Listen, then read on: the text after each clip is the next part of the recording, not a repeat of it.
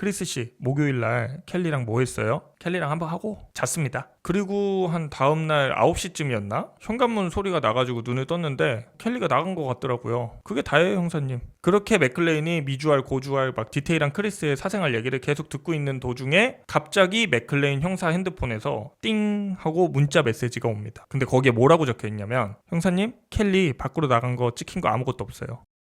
자, 이번 사건이 벌어진 미러키는 밤문화로 되게 유명한 도시래요. 미러키는 이제 특히 맥주가 되게 유명한 도시인데, 흑맥주 밀러 아시죠? 이 밀러도 여기에 양조장이 있대. 그러니까 맥주가 유명하니까 당연히 바나 펍도 많겠죠. 그래서 밤에도 사람들 진짜 바글바글하고 여자 남자 막 만나가지고 데이트도 하고 뽀뽀도 쪽쪽 하고 약간 그런 도시였다고 합니다. 자, 이곳에 살고 있는 27살의 켈리 드와이어, 줄여서 켈리라고 부를게요. 켈리는 진짜 극이 성향의 활발한 친구였어요. 주변에 보면은 진짜 가만히 못 있는 사람들 있죠. 이것도 해야 되고 저것도 해야 되고 막 뻘뻘대면서 엄청 바쁘게 사는 사람들. 켈리가 딱 그런 사람이었어요. 일단은 직업이 쓰리잡이야. 본업은 운동복 브랜드 그 직원이었고, 세컨잡으로 요가 강사를 하고 있었어요. 그리고 주중에 한두 번 이제 파트타임으로 베이비시터, 이렇게 쓰리잡을 가진 친구였어요. 켈리는 5년 전에 2008년쯤에 이 미러키로 이사를 왔는데, 진짜 대단한 게 뭐냐면, 솔직히 여러분 쓰리잡이라고 했잖아요. 그럼 저였으면은 퇴근하고 집에 들어오자마자 기절할 것 같은데, 이 켈리는 진짜 어디 홍삼이라도 숨겨놓고 몰래 까먹나봐. 이 퇴근하고 밤에 이제 나가가지고 사람들도 만나고 바에 가가지고 술도 먹고 클럽도 가고 남자도 만나고 이러고 다녔나봐요. 그러니까 진짜 사람 만나는 거 좋아하는 개 씹인싸케였어요. 켈리는 당시 남자친구는 없었대요. 근데 데이팅 어플로 이런저런 남자를 만나고 있었고, 그중에 크리스라는 남자랑 1년 반 정도 교제를 했는데요. 이 켈리는 크리스를 좀 진심으로 생각을 하기 시작했나봐요. 그래서 아빠한테 나 지금 크리스라는 남자를 만나고 있는데 너무 마음에 든다고 이렇게 메시지를 보낸 적도 있고, 친구들한테도 야 이제 좀 있으면은 크리스가 나한테 진짜 정식으로 사귀자고 할 것 같다. 내가 데이팅 어플을 좀 즐겨 하긴 하지만 크리스만 원한다면은 나 진짜 그만둘 의사도 있다고, 얘한테 정착하고 싶다고 이런 얘기도 하고 다녔대요. 자, 그러면 이 크리스라는 남자는 어떤 남자인지 한번 얘기를 해보겠습니다. 이 크리스는요, 기본적으로 되게 성공한 남자였어요. 여러분들 그 메이저리그의 뉴욕 양키즈 팀 아시죠? 이 야구팀의 IT 분야 최고 책임자 CIO로 일하고 있는 남자였습니다. 그러니까 당시 크리스 나이가 38살이었거든요. 38살에 스포츠 업계 대기업 임원 출신이었던 거예요. 제가 스포츠 업계 CIO로 일하면은 돈을 얼마나 버나 이렇게 한번 찾아봤어요. 근데 보통 2억 7천에서 4억 정도 번다고 합니다. 진짜 대단하죠. 크리스는 켈리처럼 에너지가 넘치는 사람이었어요. 약간 워커홀릭이어서 되게 일에 시간에 많이 투자하긴 해. 그렇다고 일만 하는 일벌레도 아니었던 게, 그 외 시간에는 이제 운동도 하고 여행도 가고 사람도 만나고 되게 활동적인 사람이었습니다. 이 크리스는 켈리처럼 이 미러키의 밤문화를 되게 사랑했어요. 이 여자 만나기 얼마나 좋았겠어. 대기업 임원 출신의 집도 그 당시에 되게 크고 엄청 높은 고층 그 아파트에서 살았대요. 진짜 삐까뻔쩍한 집에 이 대도시에 살면서 심지어 좀 젊어. 그러니까 남자가 봐도 멋있다니까요. 그래서 이 켈리는 이 똑똑하고 사회적으로 존경받는, 그리고 돈도 많은 이런 크리스가 너무 멋있었어요. 근데 이거는 전적으로 켈리의 입장이었습니다. 크리스는 켈리를 그렇게 잘 대접하는 스타일은 아니었어요. 이 남자애가 딱히 폭력적이거나 막 그랬던 건 아닌데, 한 가지 좀 못된 습관이 뭐였냐면은, 크리스가 어떤 그 성적인 그런 패티시가 있었나 봐요. 근데 그거를 항상 켈리한테 좀 다 푸는 약간 그런 스타일이었대요. 그래서 관계 같은 것도 할 때도 살짝 더 가학적으로 하기도 하고, 그래가지고 켈리를 볼 때마다 상처 같은 거를 쉽게 볼 수가 있었대요. 근데 계속 이런 모습을 보이니까 사실 켈리 친구들도 크리스를 그렇게 좋아하진 않았어요. 왜냐면 켈리가 분명히 건강하고 되게 진짜 활발한 친구였는데, 크리스를 만나더니 점점 망가져가는 게 보이는 거예요. 일단은 일을 할 때 눈이 약간 퀭하다고 해야 되나? 좀 마약하는 사람처럼 초점이 항상 없었대요. 그리고 한 번은 이 친구가 크리스랑 켈리랑 같이 있는 아파트에 한번 초대받아서 놀러 간 적이 있었는데, 이 크리스가 발코니에서 대마를 태우고 있더래. 당시 이제 놀러간 친구가 샤넬이었거든요. 잠깐만요. 샤넬 얼굴이 샤넬이었어. 샤넬. 야, 진짜 저 새끼 밖에서는 그렇게 대단한 척하고 다니더니 결국 집에서 대마나 빠는 그런 약쟁이 새끼였네? 라고 생각했나 봐요. 샤넬은 뭔가 이 크리스랑 켈리랑 같이 있기가 불편하고 되게 불안해가지고, 나 더 이상은 여기 있으면 안 되겠다. 샤넬 지금 집에 방금 왔거든요. 방금 왔는데 바로 맞다, 나 내일 출근하는데 나 진짜 가야겠다, 미안해 미안해. 켈리, 그냥 너네 둘이 놀아. 그냥 나 먼저 갈게. 안녕. 이러고 그냥 도망치든 나간 적도 있대요. 여튼 친구들은 크리스가 조금 깨림칙하긴 한데 켈리가 또 너무 좋아하고, 크리스가 뭐 딱히 그렇게 능력도 없는 것도 아니고 되게 능력남이기도 하고, 그리고 가끔씩 보면은 좀 다정한 것 같기도 하니까 뭔가 적극적으로 뜯어 말릴 명분이 없는 상태? 여튼 그런 상태였어요. 여기까지가 이제 둘 사이를 간략하게 요약을 한 거고, 이제 사건에 대해서 얘기를 해볼게요. 이 사건의 발단은 2013년 10월 10일 목요일부터 시작해요. 이제 당시 켈리는 크리스랑 데이트를 하고 있었어요. 그래서 켈리는 매장에서 일을 하다 보니까 주말에는 일을 하고 주중에는 하루 쉬는 오프제로 일을 하고 있었는데요. 이날은 켈리가 쉬기로 한 전날이었어요. 이 켈리랑 크리스는 켈리의 지인 샤넬을 또 만납니다. 그렇게 셋이 만나가지고 크리스 집에서 한 블록 정도 떨어진 알리움이라는 바에서 술을 진탕 먹습니다. 그리고 한 새벽 2시쯤 됐을까요? 샤넬은 집에 들어가고요. 켈리랑 크리스는 크리스의 아파트에서 밤을 보내게 돼요. 그리고 이틀이 지났어요. 2013년 10월 12일 토요일이었습니다. 켈리 이제 출근해야죠. 금요일이 쉬는 날이었으니까. 당시 켈리의 상사이자 룰루레몬 매장의 매니저 캐런은 켈리랑 근무 교대를 기다리고 있었어요. 근데 아무리 기다려도 켈리 얘가 올 생각을 안 하는 거예요. 그래가지고 캐런이 얘 왜 이렇게 늦지? 이러면서 그냥 전화를 한번 해봅니다. 그리고 전화를 걸자마자 바로 그냥 음성사서한 메시지로 넘어가는 거예요. 고객 사정으로 인해서 막 이런 거 있잖아요. 그래서 캐런은 뭐지? 켈리 얘 추노한 건가? 근데 그럴 애는 아닌데 이러면서 뭔 일 있나 싶어가지고 켈리 SNS를 이렇게 딱 뒤져보는데 SNS에 게시물이 하나도 안 올라와 있는 거예요. 분명히 하루에도 몇 번씩 그 게시물을 올리던 그 인싸 완전 그 관종 켈리인데 이상하잖아요. 그러니까 이제 캐런도 뭔가 켈리가 걱정되기 시작한 거예요. 이틀 전에 크리스랑 데이트한다 그랬는데 아직 크리스랑 있나? 그래서 크리스한테도 전화를 걸어요. 근데 크리스도 전화를 안 받는 거야. 그리고 얼마 있다가 음성 메시지가 하나 옵니다. 자기도 지금 켈리랑 연락이 안 되고 있다고, 나중에 켈리한테 연락 오면은 나한테도 좀 연락 좀 달라고 이러는 거예요. 전화도 안 받아, SNS도 안 해, 남자친구 연락도 안 돼. 이때부터 캐런이 진짜 뭔가 잘못됐다고 생각하고 바로 경찰에 신고를 넣습니다. 그래서 이제 경찰이 딱 살펴보니까 이틀 동안 켈리는 SNS뿐 아니라 카드, 뭐 전화 기록 등등등 아무 활동을 안 했대요. 그래가지고 경찰은 캐런 말대로 뭔가 있나 보다 싶어가지고 본격적인 수색과 수사에 들어갑니다. 일단 경찰은 켈리가 마지막으로 목격된 크리스의 아파트부터 찾아갑니다. 이 아파트 CCTV에는 켈리가 크리스 손을 잡고 웃으면서 들어가는 장면이 찍혀 있었어요. 사실 당시에는 그렇게 큰 문제는 없어 보였어요. 왜냐면 켈리도 되게 활발해 보였고, 그리고 크리스도 켈리한테 되게 매너 있게 문도 막 열어주고 들어가면서 수다도 떨고 사이가 너무 좋아 보였습니다. 그렇게 CCTV 확인 다한 경찰은 크리스 집으로 가서 크리스한테 물어봐요. 맥클레인 형사님이라고 여자분이신데, 자, 이분이 들어가셨어요. 어쨌든 맥클레인이 크리스를 신문하기 시작하는데 크리스의 태도가 너무 이상했어요. 아니, 아무리 가볍게 만난 여자친구라도 여자친구고 1년 넘게 만났는데 그런 여자친구가 사라진 이 상황에서도 크리스가 너무 심드렁하게 얘기하는 거예요. 크리스 씨, 목요일날 켈리랑 뭐 했어요? 이렇게 물어보는데 켈리요? 켈리는 뭐 원래 저랑 일주일에 한 번씩 이렇게 노는데 그날도 그냥 밖에서 놀다가 들어와가지고 파티하고 놀았어요. 그래서 맥클레인이 파티는 뭐예요? 이렇게 물어본 거예요. 근데 크리스 대답이 약간 저는 좀 이해가 안 됐어요. 자, 한번 들어보세요. 파티가 뭐예요? 이렇게 물어보니까 그게 형사님, 파티가 뭐냐면요, 그러니까 약도 좀 하고 이러는 거를 저희는 그냥 파티라고 부릅니다. 이렇게 얘기를 하는 거예요. 사실 저는 여기서 이해가 안 됐던 게, 크리스 얘는 형사님이 지금 물어보는 거잖아. 근데 대놓고 약 빨고 파티했다고 솔직하게 말을 하나? 보통 술 먹고 담배나 좀 폈다 그러지. 나는 이 부분에서는 이 새끼가 좀 바보 새끼인가 싶었다니까요. 안 그래요, 여러분? 근데 맥클레인도 똑같이 생각했나 봐. 이 새끼 봐라, 그냥 마약한 걸 술술 부네? 이상한데? 그래서 그 다음에는 뭐 했는데요? 이렇게 물어보니까 크리스가 갑자기 이건 좀 말하긴 좀 그런데 켈리랑 한번 하고 잤습니다. 저는 소파 여기서 자고요.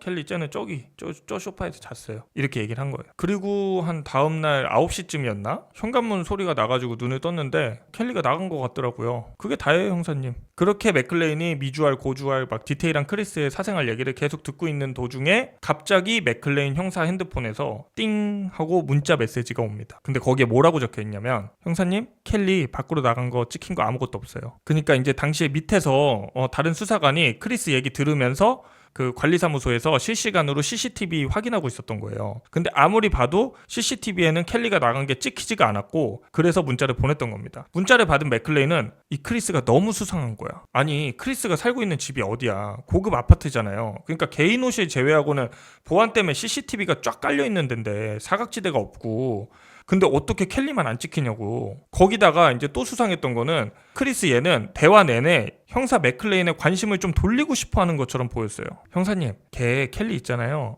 저 말고도 다른 남자 만나는 애들 되게 많았어요. 그러니까 그 다른 남자들도 한번 찾아가 보세요. 그러니까 뭔가 지는 아니라고 대놓고 말을 하는 게 아니고 계속 다른 남자 언급하면서 말을 계속 돌리는 거야. 그때 맥클레인이 약간 직감적으로 이런 생각을 했대요. 아, 얘가 범인이구나. 근데 일단 맥클레인 아줌마도 뭐 딱히 그런 엄청난 증거를 갖고 온 건 아니잖아요. 결정적인 증거를. 어쨌든 맥클레인 아줌마는 그날은 돌아갑니다. 당장은 증거가 없으니까. 그러다가 이제 크리스가 집에서 마약했다고 했잖아요. 그래서 일단은 마약 관련해서 수색영장을 하나 받아와요. 그리고 이제 집을 뒤지기 시작합니다. 그래서 여기도 뒤쳐보고 저기도 뒤쳐보고 하는데 냉장고, 뭐 잡지위 여기저기 온통 마약 천진 거예요. 이런 놈이 밖에서는 사회에서 커리어맨이라고 다 존경받고 있었다는 거 아니야. 일단 경찰은 크리스를 약으로 엮어서 체포를 합니다. 그리고 이제 신문이 시작되는데요. 신문 내내 크리스는 되게 무성의한 답변만 늘어났어요. 그래도 수사관들이 자기를 계속 의심하는 것 같으니까 아, 그러면 저 그냥 변호사 부를게요 이러면서 갑자기 신문을 중단시켜버립니다. 근데 일단은 아직은 신문만 중단이 된 거예요. 얘는 아직 수사를 받고 있어요. 그래서 이제 경찰은 얘 핸드폰에도 좀 수색영장을 떼가지고 크리스 핸드폰을 좀 뒤져봅니다. 경찰 핸드폰을 딱 열어봤는데 진짜 충격 그 자체야. 뭐가 있었냐면 켈리랑 관계하는 동영상이 그 안에 있었던 거예요. 이게 실종 당일은 아니고 실종 3주 전 정도에 촬영이 된 건데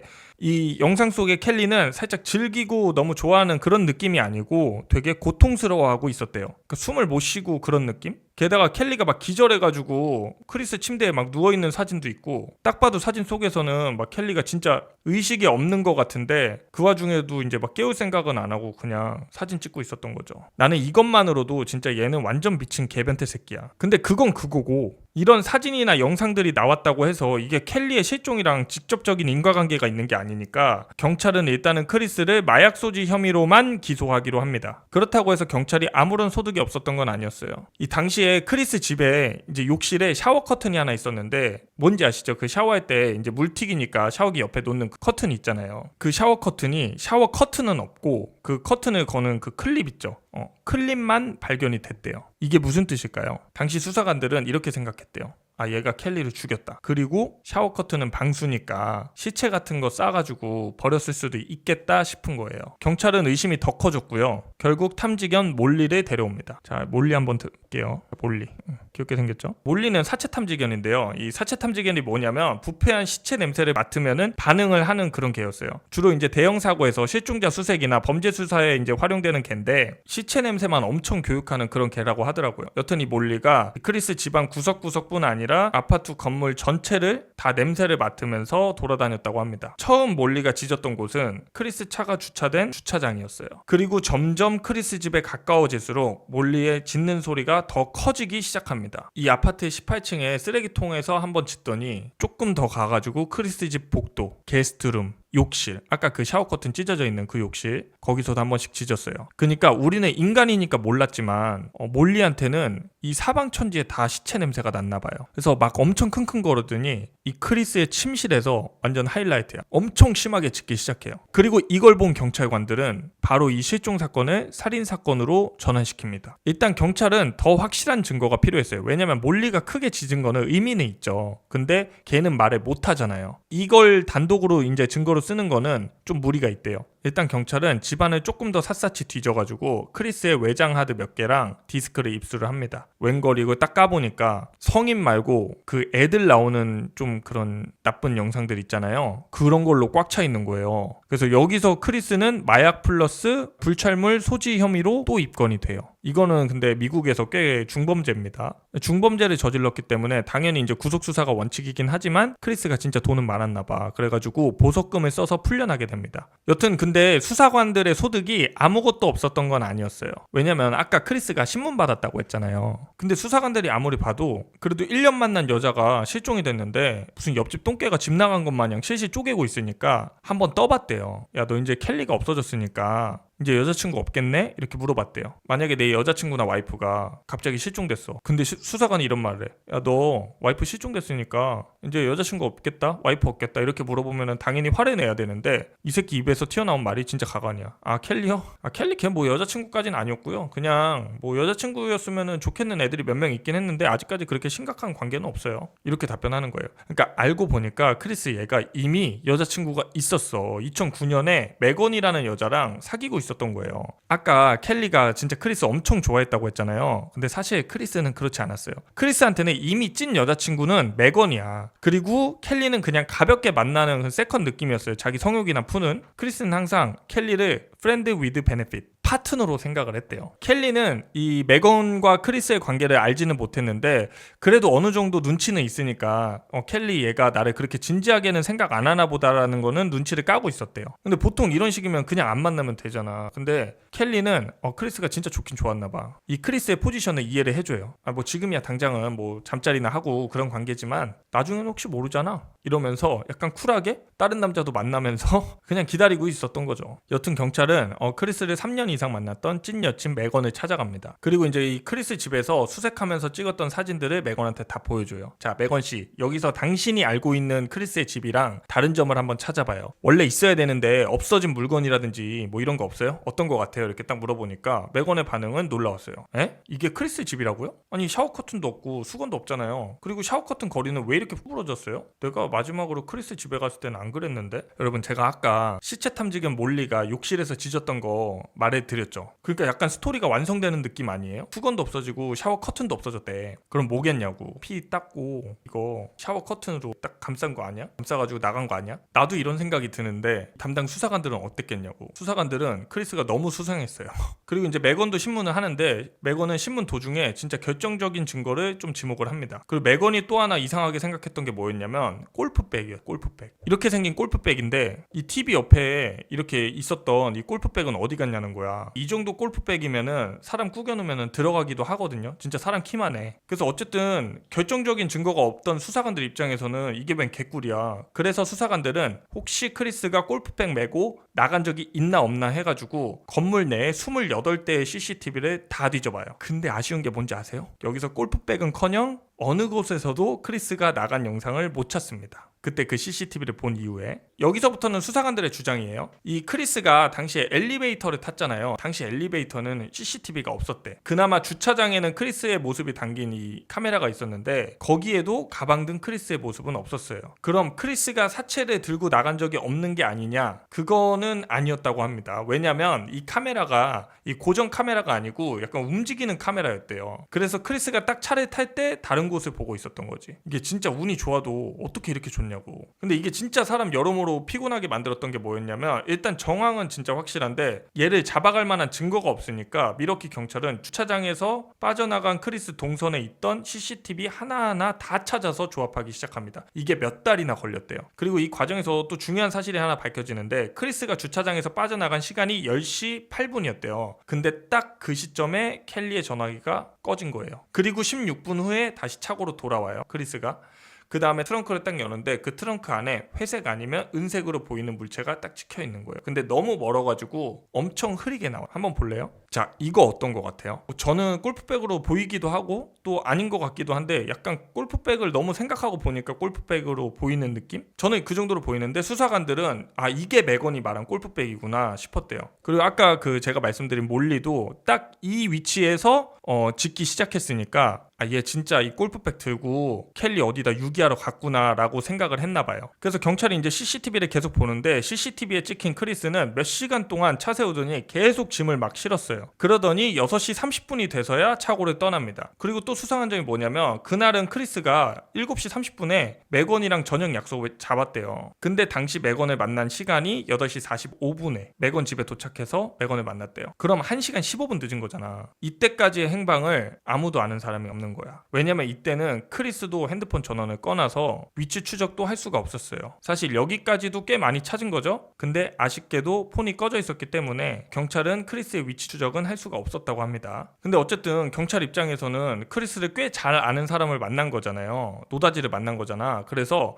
메건한테 이날 무슨 일이 있었는지 계속 물어봅니다. 이제 당시 이제 여자친구 메건의 입장에서 좀 얘기를 해보면은 메건은 7시 30분에 약속을 했잖아요. 근데 크리스가 8시 45분에 왔어. 화도 나고 그랬지만 좀 더 이상했던 게 뭐였냐면은 늦은 건 늦은 건데 이상할 정도로 크리스가 긴장해 보였대요. 그리고 자기 하는 말에 계속 집중을 못하고 자기 핸드폰 막 작동 안 한다면서 이거 핸드폰 왜 안 되지? 핸드폰 왜 안 되지? 이러면서 핸드폰만 만지작 했대요. 심지어 이제 옆에 자려고 누웠는데 옆에 누워있는 크리스가 침대 시트를 교체할 정도로 땀을 너무 많이 흘리는 거야. 도대체 크리스 얘는 뭐가 그렇게 걱정됐던 걸까요? 자, 지금부터는 수사관들이 추리한 크리스의 입장에 대해서 한번 얘기를 해볼게요. 제 생각이 아닙니다. 자, 그러니까 그날 밤에 이제 크리스의 차가 메건 집 앞에 이제 주차가 돼 있었단 말이지. 근데 크리스는 이때까지는 켈리의 시체를 처리하지는 못한 상태였어요. 골프백 안에 있었단 말이야. 근데 그 켈리 시체랑 내 차랑 무방비로 밖에 주차돼 있는 거잖아요. 그러니까 잠이 오겠어요? 긴장돼서 미치는 거지. 그래서 켈리가 언제 죽었는지는 모르겠지만 크리스 입장에서는 오늘이 켈리가 쉬는 날이고 내일부터는 켈리 출근하잖아. 근데 출근 안 하면 사람들이 실종 신고 분명히 할 거라고. 그러니까 토요일까지는 크리스 입장에서 어떻게든 켈리의 그 시신을 처리를 해야 되는 거였어요. 크리스는 밤새 잠을 설쳤어요. 그리고 아침이 되자마자 메건의 집을 떠납니다. 진짜 멀리도 떠난 게 뭐냐면 미러키에서 무려 129km 떨어진 더 마우스 하우스라는 곳으로 갔는데, 자, 이런 치즈 가게인데 여기서 9시 55분에 치즈를 구매하고 1시간 30분 뒤인 12시 11분에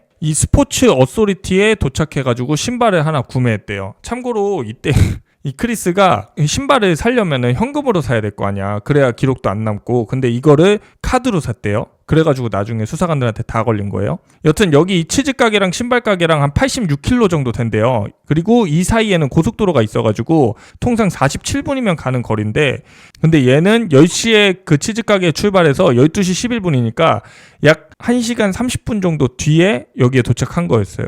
그럼 90분이 걸린 거잖아요. 47분이면 가는 거리를 도대체 얘는 43분 동안 뭘 했을까? 이 경찰이 추정한 바는 뭐냐면 얘가 일단 알리바이를 만들려고 치즈 가게로 갔을 거다. 그리고 일단 치즈를 사고 시체 묻으려고 여기저기 다 찾아보다가 적당한 장소를 찾았어. 그래서 딱 묻으려고 생각을 했는데 맞다, 신발에 켈리 DNA 같은 게 묻을 수가 있잖아요. 그래서 이 근처에 있는 신발 가게인 스포츠 어소리티에 가서 신발을 사왔겠다 라고 이제 수사관들은 추측을 합니다. 그래서 43분이나 늦어버렸다 이거죠. 자, 꽤 합리적인 추론은 맞아요. 근데 이건 그냥 추측일 뿐이고 가장 중요한 켈리 시신이 없잖아요. 결국 크리스는 2014년 11월에 살인이 아닌 그 아동 불찰물 그 소지 혐의로만 재판을 해부돼요. 근데 여기서도 제가 말했죠. 이거 되게 중범죄라고 19년형을 받았다고 합니다. 여튼 크리스는 이 불찰물에 대한 처벌만 받고 이 사건이 미제로 끝나는 듯 했으나 1년 반 만에 켈리의 시신이 발견돼요. 발견 위치는 고속도로에서 불과 9.6km 정도 되는 곳이었는데 안타까운 게 뭐냐면 시신 주변에는 샤워 커튼이나 골프백 같은 게 없었대요. 그나마 딱 한 가지 좀 그럴듯한 단서는 켈리가 누워있는 자세였어요. 어떻게 누워있었냐면 등이 뒤로 이렇게 꺾여 있고 한쪽 다리는 돌아가가지고 비틀어져 있었대요. 마치 어디에 쑤셔 넣어진 것처럼. 결국 2년 10개월 후에 크리스는 유죄 판결을 받아서 31년형을 선고받습니다. 자, 여기까지가 사건 내용이고 저는 이번 사건에 대해서 조금 다른 이야기를 하고 싶어요. 솔직히 제가 배심원이었잖아요. 그러면 크리스 무죄 줍니다. 이게 크리스가 좋은 사람이라는 것도 아니고요. 제가 봐도 얘가 죽인 게 맞는 것 같긴 해요. 근데 증거가 너무 부족해. 자, 일단 검찰 측에서 제시한 증거는 변호인들이 다 반박이 가능한 증거들이었어요. 자, 첫 번째, 시체 탐지견 몰리의 반응. 전 사실 이것 때문에 켈리가 여기서 죽긴 한 것 같다라고 느끼는 사람인데 엄밀히 말하면은 이거 증거로 채택될 수 없잖아요. 그리고 걔가 말할 수 있는 것도 아니고 이게 제가 억지 부리는 게 아니고 실제로 이런 이유 때문에 단독으로는 증거 채택이 안 되고 이 정확한 물증에 약간 첨언하는 그런 참고 자료로만 사용할 수 있다고 합니다. 심지어 이 탐지견이 탐지한 영상도 보존이 안 돼 있었대요. 그러니까 증거 관리를 어떻게 한 거야? 그리고 두 번째 증거가 뭐냐? 켈리의 마지막 행적인데 분명히 크리스가 아까 켈리가 집 밖으로 나갔다고 했는데 영상에는 켈리가 나간 모습이 하나도 안 찍혔다 그랬죠? 근데 저도 그래요. 이것도 충분히 수상하긴 해. 근데 중요한 건 물증은 아니에요. 그냥 정황 증거입니다. 그냥 참고 자료일 뿐이라고. 그 세 번째 골프백, 이건 애초에 발견도 안 됐잖아. 골프백이라도 발견됐으면 충분히 크리스가 의심을 받을 만한데, 근데 이 사건에는 골프백 자체가 없었어요. 끼케야 골프백처럼 보이는 게 CCTV에 찍힌 정도. 근데 그것마저도 너무 멀리 찍어서 골프백 형상도 제대로 안 나와요. 근데 이러한 증거에도 불구하고 저도 크리스가 뭔가 유죄일 거라고, 켈리를 그냥 유기를 한 거라고 생각이 들긴 하거든요. 근데 그건 내 생각이잖아. 어디에 버렸는지 팔았는지 뭐 삶아 먹었는지는 크리스만 아는 거잖아요. 그리고 네 번째, 이 켈리의 시신 모양, 이게 좀 그런 게 사실 이것도 되게 중요한 단서긴 해요. 근데 사람이 꼭 골프백에 들어가면 이 모양이 되나? 그냥 비닐봉다리에 담겨도 이런 모양일 것 같고, 007 가방이나 캐리어에 담겨도 이런 모양일 수 있잖아요. 자, 그거 말고도 뭐 휴대폰 기록, 평소 크리스 행실, 전과 기록 등등등 검찰이 제시한 증거는 너무 많은데 하나같이 정말 다 정황 증거고 제대로 된 증거 하나도 없어. 물증이 하나도 없다고. 제일 결정적인 게 뭐였냐면, 수사를 하던 경찰이나 검찰도 사망 원인을 제대로 못 밝혀내요. 이 켈리의 사망 원인을 정확히 밝혀내지 못합니다. 그래서 크리스가 어떻게 기소가 됐냐면, 살인이 아니라 과실치사로 기소가 됐어요. 애초에 살인을 했다는 정확한 증거도 못 찾은 상태에서 기소를 한 겁니다. 왠지 크리스가 죽인 것 같긴 하거든. 나도 그래. 그래가지고 이제 기껏 기소라도 한 게 과실치사인데, 이것도 논리가 좀 너무 빈약해요. 이 검찰이 뭐라 그러냐면, 잠자리 가지다가 크리스가 켈리 목을 졸랐대. 왜냐면 아까 그때 영상에 그런 모습이 찍혀 있으니까. 그래가지고 켈리가 죽은 거래. 솔직히 이 정도면은 이거는 그냥 크리스의 과거 행실을 기반으로 한 소설로밖에 안 보였어요, 저는. 당연히 이제 크리스도 물적 증거가 없으니까 무죄 주장을 엄청 하는데도 이 배심원들이 이 크리스를 안 믿어줘가지고 결국엔 31년을 받긴 받았어요. 저는 솔직히 제가 배심원이었으면은 그냥 무죄 줬을 것 같습니다. 왜냐면 증거가 하나도 없으니까. 다 정황 증거일 뿐이니까. 그래가지고 나만 이런 생각을 하나 해가지고 찾아봤는데, 안 그래도 미국에서 이 판결에 대해 가지고 정황 증거만으로 유죄 판결 내린 사례라고 논란이 엄청 많았다고 합니다. 사실 조금 더 딥하게 들어가면은 저는 이런 문제 때문에 사형제도에 대한 찬반이 엇갈린다고 생각하는 사람이거든요. 왜냐면 우리도 이제 화성 연쇄살인범 이춘재 대신 그 20년간 옥살이 하신 분 있잖아, 윤석열 씨. 윤석열 씨 18억 받으셨죠. 그리고 최근에 24년 만에 무죄 받은 김신혜 사건, 이 김신혜 씨도 지금 보상 문제에 대해서 얘기를 하고 있는데, 그것뿐 아니라 뭐 영화 재심으로 유명한 그 약촌 오거리 사건이라든지 막 이런 사람들 다 사형 때려가지고 죽였으면은 어떻게 보상할 거야, 국가가? 돌이킬 수가 없잖아요. 그러니까 사람이 아무리 치밀하게 조사를 해도 완벽하게 진실을 가릴 수가 없다고 생각하거든요. 그러면 최소한 물증을 내세워가지고 죄값을 치러야지, 이런 식으로 그냥 정황 증거만으로 유죄 판결을 내리는 거는 제가 좀 공감 능력이 부족할 수도 있지만 저는 좀 부정적입니다. 만에 하나 크리스가 범인이 아니면, 물론 사형은 안 받았지만 징역 31년이 무슨 애 이름도 아니고 적은 시간이 아니잖아요. 어쨌든 여러분들 생각은 어떠신가요? 여러분들 생각 있으면은 댓글에 한번 적어주세요. 뭐 좀 제 태도를 비판하셔도 되는데 너무 악의적인 비판은 삭제하도록 하겠습니다. 어쨌든 오늘 이야기 들어주셔서 감사하고요. 그 긴 해외 사건 영상 좋아하시는 분들, 그리고 잠들기 전에 이제 틀어놓는 영상 필요하신 분들은 구독해주시면은 매주 올라오는 영상을 만날 수 있으니까요. 필요하신 분들 구독 꼭 한번 눌러주세요. 그냥 눌러줘. 감사합니다.